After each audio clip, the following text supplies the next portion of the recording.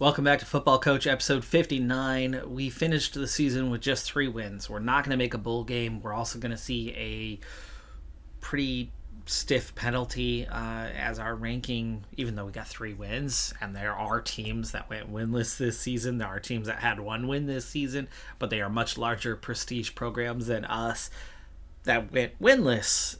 They should be at the bottom of the rankings. Their stats were atrocious. They were truly horrible.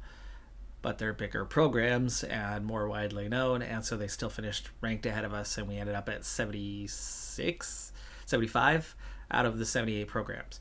So we're below that 70 threshold, and yeah, we could be facing a pretty stiff negative on our prestige. But anyway, 0 undefeated teams this year. Clemson was the only undefeated team, so the team that knocked us off to open the season was undefeated going into the conference championship, but then lost it, dropped to number 6, still in the playoff though. There are your 12 playoff teams and the rest of your top 25, and those bowl games with like Tulane and Washington State, East Carolina, Syracuse all getting in, Kentucky, Ole Miss, and Louisville getting the final 5 and 7 spots. Tristan Paul has won, I believe, his 3rd straight, definitely his 2nd, but I believe his 3rd straight Heisman Trophy, the true senior 4-year. He was freshman of the year, and then 3 years straight, right, to complete the set of major awards 4 years in a row. He has 25 and 6 on the TD versus interception track this year. 22 sacks given up. We were only just slightly above that. I think we had like 26 sacks given up, but we were 6 and 12 on the touchdowns versus interceptions track. Really not good, and our completion percentage was really bad. We ended up getting it up to 55%. At the very end of the year, after some changes did increase our completion percentage in the last couple of games. Penn State, their freshman quarterback gets the freshman of the year this year. Defensive player of the year went to a Georgia linebacker. South Florida picking up the majority of the awards this year with a D lineman, Walker McGill, with 8 sacks and 41 pressures. So 41 pressures is a lot. 8 sacks really isn't that much. I mean, it's a good number, but gets player of the year and defensive player of the year. Trent Hoffman, their cornerback, gets freshman of the year, so it's almost a complete clean sweep for them, while Temple's coach gets the coach of the year award. And we do have some guys in all conference. Cunningham makes the first team all defense with 8 sacks. There you go. There's your 8 sacks to match what their best guy did. McGill, less tackles overall, but we also had a forced fumble and a touchdown. Barber. So we've got a corner, but not the right corner. As first team all conference, 8 tackles for him, 4 sacks, and a forced fumble for the 77 overall redshirt sophomore. Great job from him to make first team all conference, but we need to see a different cornerback unless we are going to take something like a 10-point penalty for our head coach. So second team all conference, Ellis has made second team all conference, 646 yards on the year and 4 touchdowns. Mai has made it. Good job there. Paras has made it. Good job. That's our 3rd guy representing. And no, he did not. Green does make it returner of the year. Absolutely no surprise there. Almost surprising that he only had a single return touchdown, but he also brought 1 down inside the 5-yard line. And yeah, 27.7 yards per kickoff return and 9.2 yards per punt return.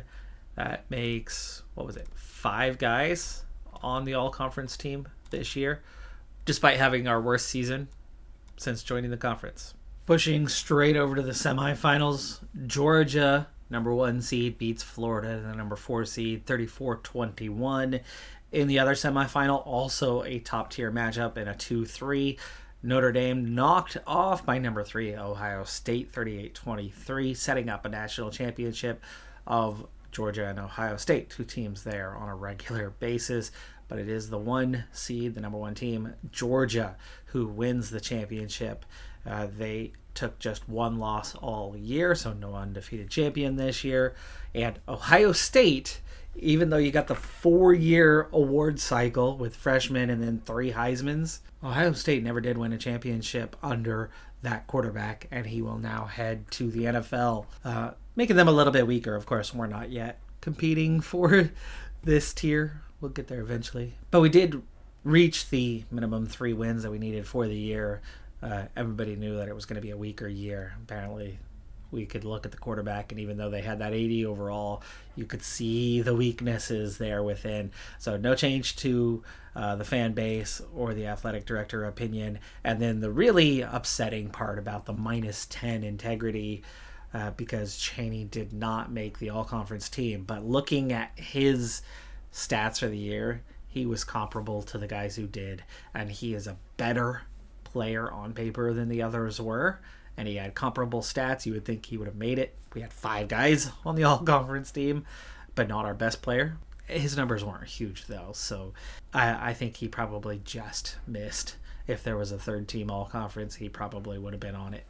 So a little unlucky. It leads to ultimately to a -3 on the coach integrity as a full unit. Really big gains for our head coach, though, as he has jumped and gosh, do I want to put points into training? The head coach is the one who gets the biggest boost in terms of recruitment. So we will put a point at least into that. And maybe we'll go kind of a 2 for 1, make it 8-4, 8-5, and then 9-5. We'll see from there. We get a new skill badge. I got 3 things that stand out here for our head coach for the bad. 1, tackling fundamentals, +2 to tackling and pursuit to all defensive players. That's a big positive. That's definitely a good one I would love to have. But development is huge. And so a 7% increase to linebacker development during the offseason, that's a big one. I would love to have that one. But what I'm going to actually go with is something that's going to help us be competitive in games by having durability. A 15% reduction in the chance to sustain an injury, that is a significant boost. And injuries have been such a major factor in years prior, where we took losses over a stretch because we were down a number of key guys, and then they come back healthy and we start picking up wins again. If we can turn 1 or 2 more wins a year because guys are staying healthy instead of getting injured, that's a big thing. As much, if not more, than the tackling fundamentals. And 1 position is nice, but this is the head coach. This is something that affects the entire team in a significant way. We're taking the durability badge. That was a 2,000 XP gain by our head coach. Of course, 1,000 of that being from age, but he's still got years to go on that. And he's close to his next level, so he should level up again next year. But the offensive coordinator, plus 554, that's okay. But he's got a ways to go till the next one. The defensive coordinator, they're both into their 40s now, is in a very similar position and gained a very similar amount. Our defensive coordinator still has a year left on his contract, but we want to lock him in to keep him here. So we're going to double his salary from $300K to $600K to give a 2-year double lock where he cannot be fired or leave for another school, and ultimately be a 3-year contract. No similar option for the offensive coordinator, meaning this very well could be the year that he is going to end up leaving us. He's already making a lot with that salary, and so there's not much we can do. But for the head coach, his team lock has ended. For all I know, he could be a target of others, but we would be talking about a very healthy increase to create a lock, and maybe a 3-year lock or a 2-year lock. That's a $500,000 and a 6-year deal, but it's only a 2-year lock on that one. I don't think our head coach is going to be in enough demand at this point to justify a $1.3 million increase to get a 3-year lock on for him. So we'll keep him on the existing contract for now and keep fingers crossed. No surprise that the offensive coordinator is highly sought after yet again. It's been every single year. Now I can actually make a counteroffer and have the existing money and just roll New Year's onto his contract. Cal's really not offering him much money at all. It's just higher prestige. He's trying to move up, but he's taking a big salary cut to do so. So retention actually wouldn't be that hard, but he's already now into his 40s, so he's gaining at a slower rate. He's got a 7 for the offense, 5 for the training, 5 for recruitment, which is certainly not bad. That, or we could get the pay cut handled by turning to someone new. Tanner Wilkinson has the spread pass first that we need. He's got an 8 on offense already, meaning he's got us covered. And even if we lose our head coach, we've got an extra point covered into something else. He is behind on the training and recruitment, though. But he's so young. What is his one badge? All tight ends get +4 run and pass blocking in games. I mean, when is your tight end going to run? After reception, what is our badges that we would be losing? Recruiting pitches, which have rarely made a difference for us, though they have. But there's that fourth quarter. That fourth quarter offense has made a difference. That new badge we picked up. But I think we can get a whole lot of badges in a short period of time out of Tanner Wilkinson. How cheap would he be? Well, finances are a struggle, and we could be taking a knock on our prestige. We could be back down to prestige level 1 with the rating for this year. So we're going to go ahead and take on the new offensive coordinator with a coach lock for 2 years. So we have 13 seniors graduating. 4 of them, not major impact players. Valdivinos ended up missing the later portion of the season as well, as he had just stepped in as our third running back, but he was that power back, so he did have 6 touchdowns. So a little bit of a loss there, but 4 of the 13 really not being a big deal. The other 9 were definitely big-time players for us, including 2 very highly rated guys. Jace Green's going to be missed. Cheney. But Cheney wasn't that great. He was good, but he wasn't that great. But they're both projected to go in the draft. But also Hector Ellis, Mr. 89 overall redshirt junior wide receiver. We do have some other options, but Ellis had a fantastic year. Would definitely be missed. So can we convince him to stay? Well, the NIL is very costly, and we would need to win 10 games or lose 6 coach integrity. Let's throw away 6 coach integrity. I don't think we're winning 10 games, but let's keep them around. Well, this is a new record. We've got 7 players that want to transfer out. We've never had that many. But half of that is quarterbacks. The quarterback situation I had already anticipated. We are going to go ahead and promise 200 passes to our number 2 quarterback. You still have Pearson for next season. They will very much share the job next year if Davis doesn't take over entirely. He's a 4-star. He's going to be a redshirt sophomore, and he did better.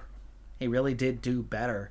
His problem was he's not as mobile, and so the offensive line didn't help him out as much. He took 11 sacks in far fewer attempts, but he had a better well, by the end of the season, he didn't have a better. But he played in 4 games, got 20% of the snaps. He will get enough this coming year. We will absolutely keep him around. That was 4 games and 87 snaps, or 87 attempts. He'll get his 200. We will 100% get him there. Not a problem. I have every intention of letting Davis get a lot of attempts. Pearson will play maybe a little bit more in the end, but they will split the job next year. But the other 2 quarterbacks, they're too far down the list, so they want to leave. Basa's not going to get a starting job anywhere. He's going to end up down at like a junior college or something in order to have a job, or out of Division I. But Hyde, he'll be sought after. I mean, we're talking about a high potential, high durability, good redshirt freshman, ready to start somewhere where they're in need. Somebody's going to want him, you would think. He's 4th on our depth chart. Of course, he would move up to 3rd, and one of those guys would be a senior, but that's a redshirt freshman ahead of him who's clearly better. But I've already recruited 1, and I have a 2nd that we're trying to bring in because I was anticipating that we would be losing 2 guys. It's not somebody I want to lose, but our 2nd-tier tight end. We're going to have to let him go. He wants 30 targets. Our number 1 guy didn't even get 30 targets this year and is returning for his senior year. And Paris is going to be a senior. He's got the higher potential, but he's 5 points behind him, so I don't see him catching and overtaking Lawson this year, meaning he's still going to be the number 2 guy. And even if he's the number 1 guy, 30 targets seems unlikely. It's a tight end. It's not worth the NIL to keep him around.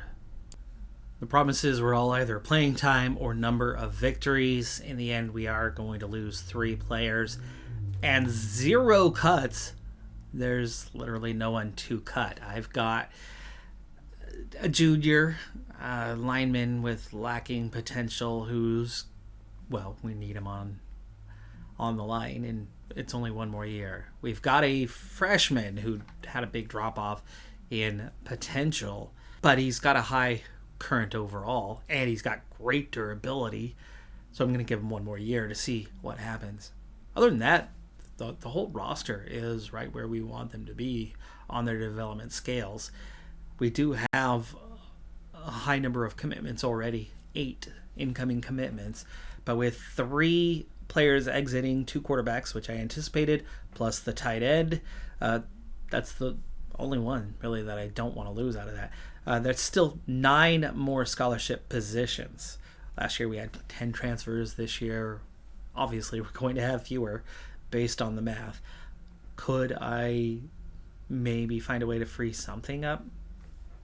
Yeah, probably, but it's not going to happen. And none of these guys are a big loss. I mean, Hyde I would have liked to have hung on to, and Paris, but you're going to get a little bit of that year by year. No surprise, Tristan Paul with 3 Heismans, by the way. 3 Heismans, freshman of the year, 4-time All-Conference, and 3-time All-American with 16,000 yards, 9 yards per attempt, 70% pass completion, 123 touchdowns, and 27 interceptions. Not perfect. 120. He had more touchdowns than sacks over the season. Wow. And also ran for 1,600 yards and 23 touchdowns. No surprise at all that the 99 overall quarterback ended up going first in the draft. But we did have 2 players drafted this year. Cheney went in round 2, pick 18. Cheney was a pretty big signing for us. He was a 74 out of high school with B- potential, and that brought him all the way up to a 92. So not drastic gains. It was a little bit year by year by year. It was his sophomore to junior year where he saw his biggest jump. He actually had a really, really disappointing move from year 2 to 3, or really year 1 to 2, right? Not non-high school counted. But durability did remain solid, and we saw the unusual increase in durability before it dropped back down year by year. His speed improved, his evasion improved, his tackling certainly got better. His man coverage was very good. And his zone coverage made the biggest jump in the last couple of years. Defensive IQ also fairly solid, an 80 there. Cheney, of course, made all-conference here in that last season of his. He was an A potential guy. Started a little bit lower. He was more of your average for us. Started with a 68 out of high school, but with AA.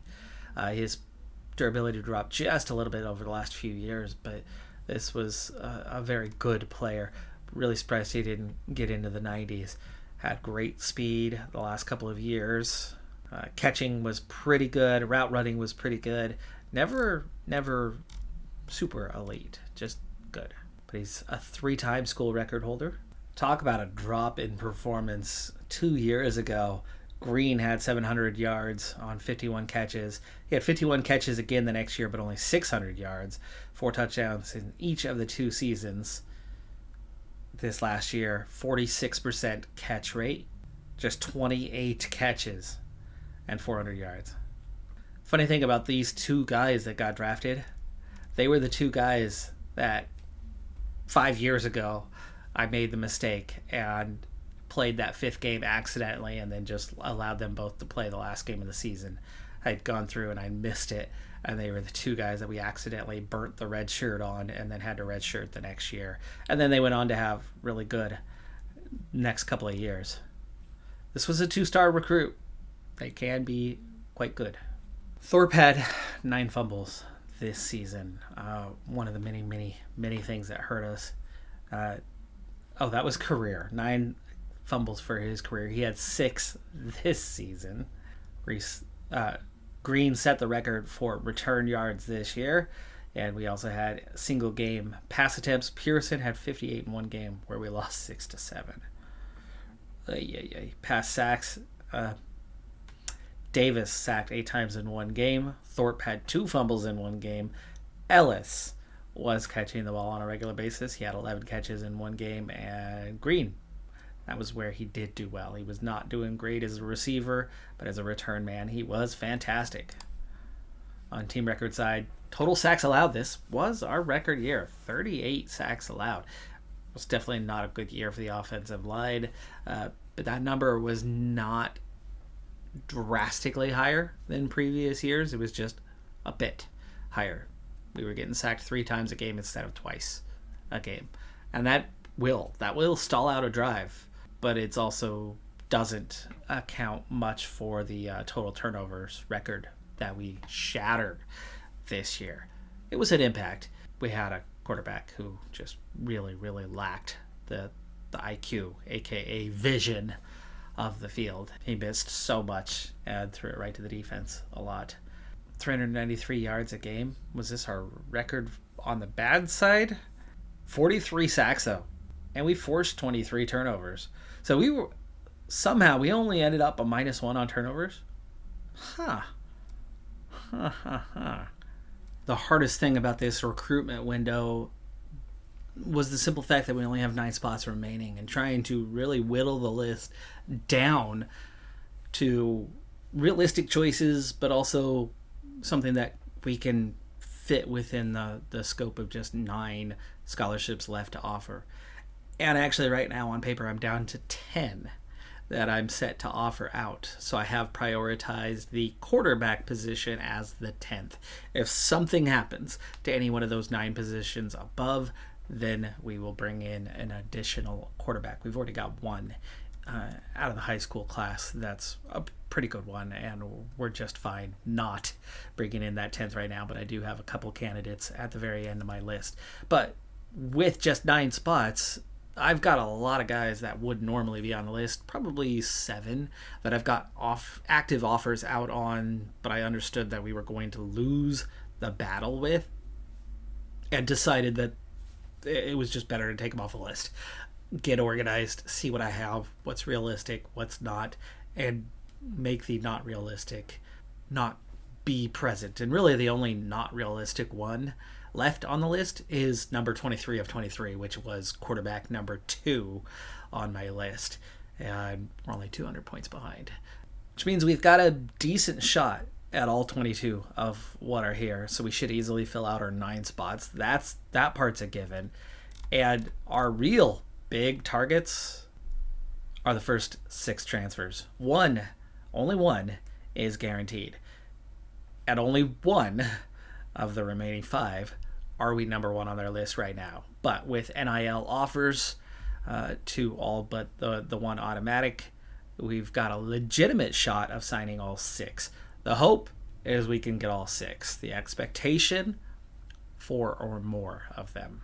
All right, well, we know we got one of the 6. D lineman, a 61 overall, A+, 2 freshmen out of Corvallis, out of Oregon State.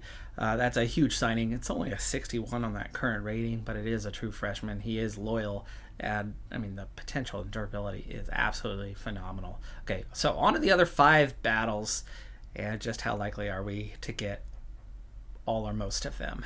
That's the big thing. This is most of the class right here, right? This could be 6 of the 9 spots filled via transfer. And there's one. Fairly comfortable. UCF 488 points behind, and just a minimum 531 on the NIL deal. This is a 75 overall running back with A+ potential. True freshman. Durability Yeah, there's room for improvement there. It's only a C plus, but that is a phenomenal signing to come straight into one of our key running back roles for next season. So big addition. We've already got ourselves a great class with these first two guys.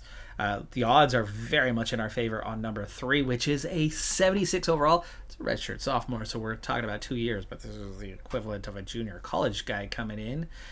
Sort of. I mean, okay, fine, the redshirt part, but 76 overall right now with A potential and B durability. That's somebody to come straight into your starting lineup, which is not normal territory for us. But we're going to get this one as well with a 78-point tiny cushion. This one cost me. This one did cost me $1.2 million in NIL, but what a great addition. We're talking about an immediate starter and should be an 80 plus next year, you would think, with development. And so that's a great addition to the roster that's going to help us win games. Next up, a 72 overall linebacker, A plus, or A potential, A plus durability. Wow. Redshirt freshman. They like it. 45%. We're 3 for 3. Oh, that was the hard one to overcome. That was the difficult one. We dumped them twice what they dumped in NIL, but it's Stanford. It's Stanford. So close to that additional one. I would have actually, I think, rather have had Dalton over Kern.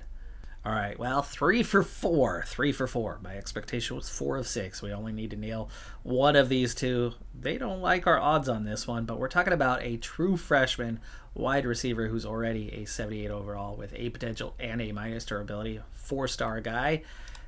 Can we do it? Oregon was the one we were trying to overcome as the top of the list, but they think Washington State is the bigger threat, and they were right. 50 points. 919,000. Did not see Washington State pulling up on that one. Oregon didn't give any effort on. Oh, they already had their NIL deal in. Dang. Oh, that is so close. Well, that means we got to get this one. The O lineman, 64 overall freshman, BB plus, and we do have it. 4 out of 6. I'll take it. And we're going to get a pretty good chunk of money back on the others. Next up, we're into the high schoolers, and we have 4 locked in. So we have 5 spots remaining, and here's 4 of them right away. We have a safety. That's a high school kid. 65 overall, which is good for a safety. Not great, but A minus A. We've got a corner. A second corner in the class. And why? Because it's a 63 overall, A minus A. Then we have a wide receiver. We missed out on our wide receiver. Yes, we did. We're only taking 1. That's why we're down to plan B, which is B plus A minus. 66 overall wide receiver. It's a pretty good one. Not an amazing one, but it's a good one. And then our tight end comes in as a B plus, B minus, 58 overall. That's a okay signing. I was a little nervous about not getting him because everybody else was ahead of us. This was my last scouting success during the playoff time. This came very, very late in the year. He had just hit that 30% as we went into the off season, and it was like, oh yay, B plus. And then we pushed it up quickly to the 60% and was like, oh, he has durability. Tight end was a real problem this year, so. Glad that nobody else came in on him, and we were able to secure that signing. 4 plus 4 gives us 8 so far. 1 spot left. One spot left, and it's pretty clear where that's going to be. It's going to be a linebacker. We're not going to get this tight end, which he was the next on the list anyway. And then we're not going to get this linebacker. We were 3,000 points behind. Dang. South Florida. Where did that come from? We were like 300 points behind Miami. I didn't pitch him this week, but I thought we were still in it. Not 3,000 behind. But here you go. There's signing number 9. The rest go, including the quarterback that was on the list. We have to concede defeat. The others weren't eligible anyway. So that's it, folks. We've got our class. A linebacker, a 63B with A durability, true freshman. That does make another transfer, making 5 transfers and and what's going to amount to a very, very strong class. Ohio State was number 1 ahead of Michigan State, Texas, Clemson, Alabama. And this was our highest recruiting class in ages, and that was with just 17 signings. We've got 10 3-stars, just 2 2-stars, and 5 transfers. And I think all of the transfers were 3 stars or better, I believe. Incredible quality in a small class. I mean, that 17 is lower than everybody else around us. This is the 2039 offseason. The last time we had a class ranked this high was the 2032 offseason, 7 years ago. Well, it is a really, really big prestige drop, but not so far that it took us out of the level 2 rankings. I can't believe that they brought us in at 76. 3 wins is not good, okay? It was not a good season, but it was a better record than so many teams in the nation, and yet we were right there, right near the bottom. Okay, we're in the smallest conference, and we only had 3 wins. Okay, I get it. I get that our ranking was not going to be good. Our expected rank based on prestige, yeah, that's climbing. Now that it's 2 stars, we're expected to be 62nd and above, not just 70th. So the punishment, the penalty was high. The rank, that was punishment alone, right? Based on record, we should have been about 70th, and the punishment would have been a lot less for that. But we're back into just barely 2-star range and nowhere near that 3-star. It's going to take a while to get back. Let's see where we're doing on finances, though. It's a rough one. Obviously, the $2.5 million loss TV deal, it's been enough years, right? We should just be used to it's $5 million. We get a $1.5 million bonus, but we got 0 new OOC contracts. So only $15.5 million, meaning we are going to hurt to cover our debts this year. Well, we're just about able to get our NIL back to max. We got academics covered. We are not covering marketing, so it is going to drop back down to a level 3. We already did that to Stadium last year. There's no maintenance costs this year, so we just saved $2 million. We're going to be saving another $2 million. So we're saving $4 million a year by letting these both drop back down. They're very close to the level, but there they are. Facilities, maintenance covered, academics maintenance covered, NIL just about covered, and coaching staff, that was the debt barely covered. We only have $43K left. So that's going to drop us back down another level, down to a 24. Rough year, but I'm optimistic that next year is going to be a much, much better year for us. One of those 2 quarterbacks is going to see a pretty significant gain, and we're going to focus a little bit on some quarterback IQ there, especially for our freshman quarterback of the pair. But of course, they are going to split the job next year. But our recruiting class was really good, and our development should be really good in the coming year as well. Scheduling for next year, we really need a cash influx, so we're going to take on Oregon, who's currently 9 stars for the 3-game set. And of course, we get less than we used to get because we're up a star in prestige. It changes that payout as it's more about that comparison head-to-head. So, yeah, we're getting money, but it's not massive. We have 2 existing, so we got that Clemson one fulfilled. It was this coming season that it would have expired the 10 years to get it done. Now, we still have Ohio State at just 1 of 3 games, but we are scheduled to play them this year. So that'll get us to 2 out of the 3. But USC, we're only 1 of 3 in on that set, and then we're adding Oregon on top of it. So that is 3 teams that we are going to have a number of games still to play following this season. 5 in all between those 3 teams that we'll still need to cover. Closest due date on any of those is 2046, and we're only heading into 2040, so we have time to get that done. We have time to do that at 1 per year. But this coming year, we're going to have to do 2. We need the cash. We need the cash. So we'll look to probably play Ohio State again in the following season, so we can wrap that contract up, and then we'll kind of start focusing on USC. The Oregon one, it might be a while before we get back to. And Wake Forest, at just 3-9, we're ranked 60th, and somehow that got them another star. They were a 2-star last year, and they just crossed the threshold to become a 3-star, I believe. At least I think so. Maybe they were already a 3. I don't think so. I think they were a 2-star program when we agreed to the 1-1 deal with them. Our in-conference game schedule looks really, really tough this coming year, though, too. This is going to be a rough one. At least we have 7 at home and only 5 on the road. That's going to help us out a little bit. And we finish the season with 4 home games in a row. But we're going to need all the help we can get. I mean, we're looking at 4, 3, 3, 9, 5, and Hawaii to wrap up the season. So we are going to really, really have to get the... I'm confusing these two. Okay, so that's Purdue, and that's Wake Forest. Wake Forest is still a 1-star program in conference, but we somehow had a Purdue matchup. I don't know how that one happened, but okay.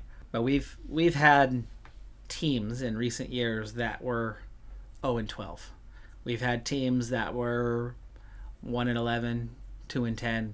We've had 3 or 4 of those on our calendar per year. There's not a team on our schedule for next season that had fewer than 3 wins. And of course, we also only had the 3 wins. It's going to be a little bit of a challenging season ahead of us. Obviously, we should get our 3 or more wins. However, will we do enough to bring up our prestige? It's going to take 4 or 5 to make that happen, and 7 home games will help. But this is not looking great. And of course, 2 top 10 opponents doesn't help that case either. We had our fun with the weather. I did not like how it went, so we're turning it down to medium impact and still on the very rare side. For now, we seem to have injuries under control the last couple of years. We still get them, but it's nowhere near as bad, and that was through careful recruiting. We've finally got enough years into the future where I don't only recruit B and above durability, but a C is rare, and I never recruit below that, even if they have really high potential. So the benefit of that is finally paying off, and we're keeping teams healthy. It's making a big difference. And we begin our off-season gains with Hector Ellis getting a +3, now into the 90s, a +7 for Wyatt Whitaker, who has a promise of winning games, so he's doing his best to live up to that, but his durability has absolutely tanked going into this season. And then Bradley Bean, the +2, okay, that's our senior kicker. Mai has taken a +3. We've got a number of good mid-80s. I mean, we're looking at 8 players with an 84+. We have 16 with an 80+. We've got a few 79s right behind him, including Eric Davis. Eric Davis is 79, and that's without the quarterback IQ that we are going to train. Without a doubt, we will spend a session on training him up, if not more, because he's going to have that guaranteed start for next year and beyond, and he's going to get a lot of playtime this year as a promise. I didn't see how far our other quarterback went along. I'm guessing he had about a +2. No, +4 for Pearson. His quarterback IQ going +7 into his senior year. Ball security +8. That should help him with the turnovers. Ball carrier vision, but the problem here is it didn't help his arm, really, at all. We do get every player on the team to a 60+. All those high school recruits did make it that far, and looking at the overall gain area, nothing bigger than a +7 and only 3 +7s. That's actually a really weak year on the top end. We get the occasional +9. No, we don't. Last year we had a +9. We'd never had one in prior years. I guess it's okay. It's okay. We got a few +7s. Lots and lots of +6s. And lots of +5s. So yes, we have made progress in that training and development, that training facility, going that 1 point higher, making a big difference. A lot of +3s though. Disappointing how many +3s we have this year. Not that many +2s, just 3 +1s and 2 guys not progressing. A D lineman who's still a 71, a potential but falling off. That's somebody who could end up getting cut going into his senior year. It's possible. It's going to depend on where the other D linemen are around him, but it's entirely possible that we will end up cutting him. But a wide receiver, redshirt freshman who made 0 progress, just added weight. That's a recipe for those 2 guys likely getting cut. One of the others that didn't progress much was a kicker. And then a couple linemen redshirt sophomores, not progressing much, still being in the low 60s. This O lineman in particular, both of them at B potential. If they lack durability, like Ledesma could end up getting cut this year. No +9. I would have loved to have seen one of those, but overall, especially on the +765 category, and 4 for that matter, just tons and tons of players making really, really solid gains. Lots of players on the team are 80 plus. I think we're looking pretty dang good heading into the preseason. We've of course focused on training in recent years, but we did finally replace that offensive coordinator who other teams have been just coming along and begging to take him away from us. And well, this was the year, right? We ended up letting him go. So we're down to a 2 on training with the new offensive coordinator, who is super young. First job, 33. Just retired from his NFL career, one would say, and should develop very rapidly and will bring those training points along. But that's a big drop-off in points in that training department for him. So it's going to be a little harder this offseason to make those breakthroughs compared to the last couple of years where we've had fantastic results in that department. But that's going to do it for this episode. I'm Decathlon Gamer. Like, comment, subscribe, and I'll see you next time. Have a good one. Be safe out there.